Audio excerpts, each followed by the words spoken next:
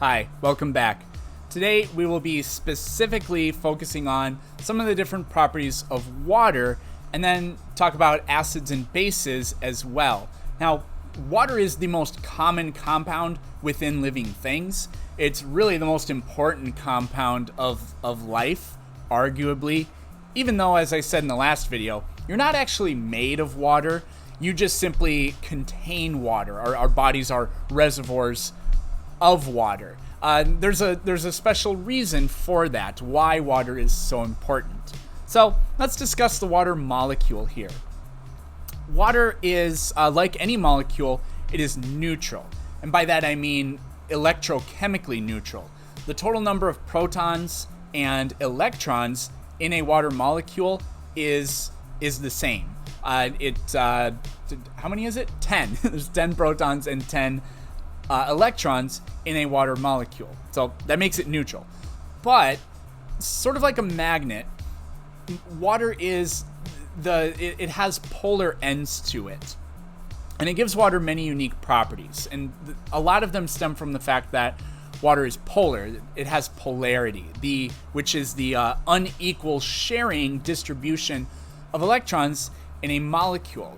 Because of polarity, a water molecule has a positive and negative side, even though overall the entire thing is neutral.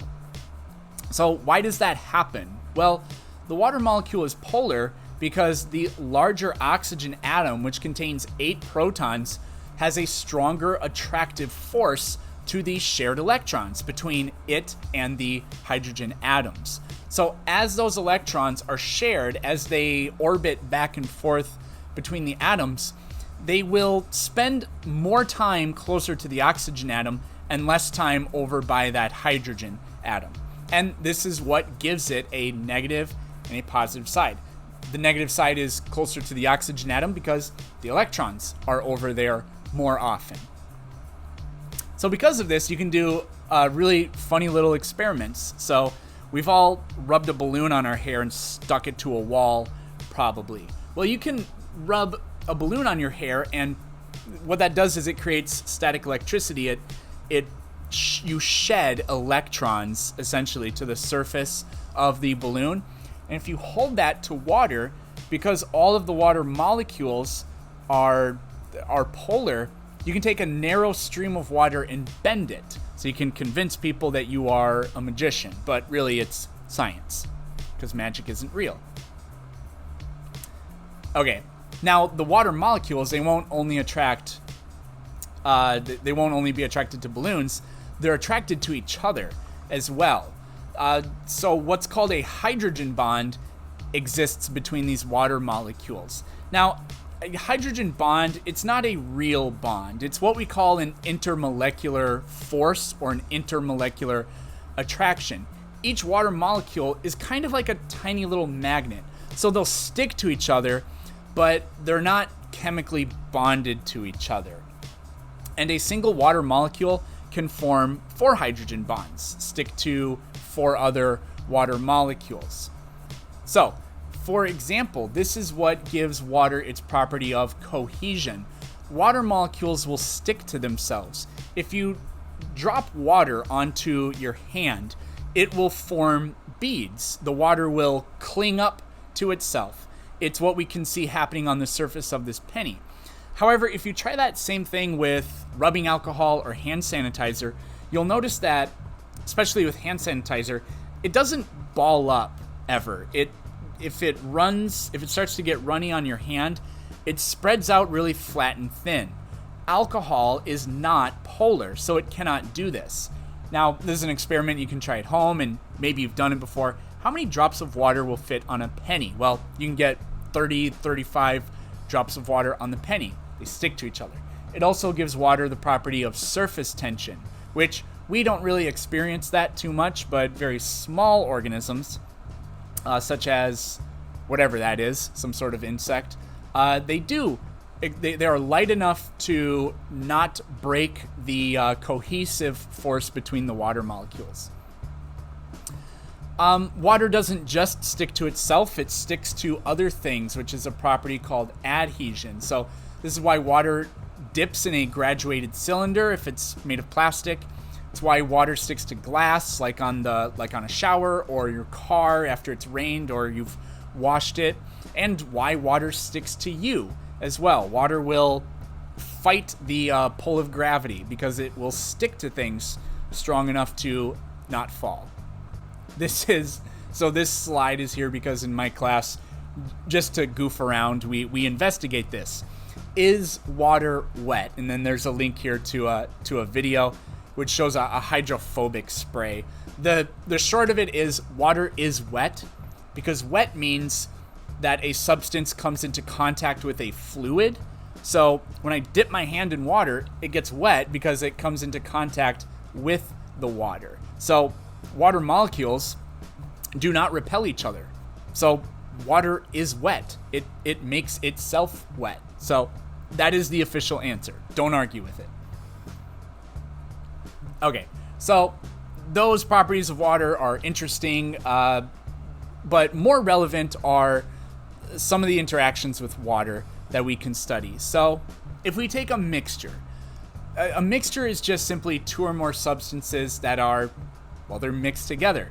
They're not chemically combined. So soup is a mixture. I can pull out all of the different materials out of it, right? Mixtures are not compounds because mixtures can be separated through physical processes. Sometimes it can be really hard. How do you take the salt out of water? That's just a mixture. Well, you'd have to boil all of the water away. That will leave the salt behind. But that's a physical process. There's nothing chemical about that. What we have are solutions, or what we deal with in biology a lot, are solutions. And that is a mixture. But this is a mixture where all the substances are evenly mixed. And the term for that is a homogeneous mixture. Some mixtures, like salad dressing, the heavy stuff goes to the bottom. Some of the lighter oil or whatever floats to the top. That's not a solution. That's what you call a heterogeneous mixture. Don't worry about that too much. But when it comes to a solution, the solute is the dissolved substance. And the solvent is whatever the substance that dissolves the solute. So salt water. If we were to dissolve salt into water, the salt is the solute, water is the solvent in that case. And our bodies are one giant solution. There are nutrients and dissolved gases and proteins and all kinds of stuff all throughout our bodies. Our cells are completely jam-packed with solutes all throughout them. So in this picture, we're just taking a look at there's salt in water, and eventually it disincorporates and dissolves all throughout. I have these test tubes with some water with a dye that we used in a little lab today, and this purple liquid is in solution. It's not concentrated at the bottom or at the top. It is completely evenly dissolved all throughout. That is what a homogeneous mixture looks like.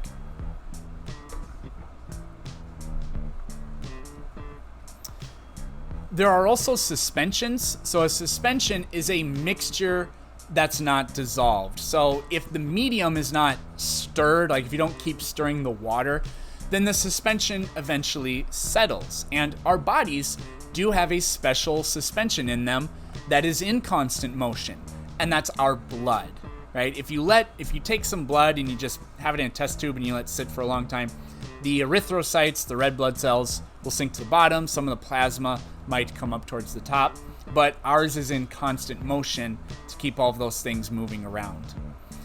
Our blood is also a solution. So it has a suspension component and a solution component to it. The oxygen in your bloodstream, the carbon dioxide in your bloodstream, a lot of the nutrients in your bloodstream are dissolved. They are in solution, not suspension.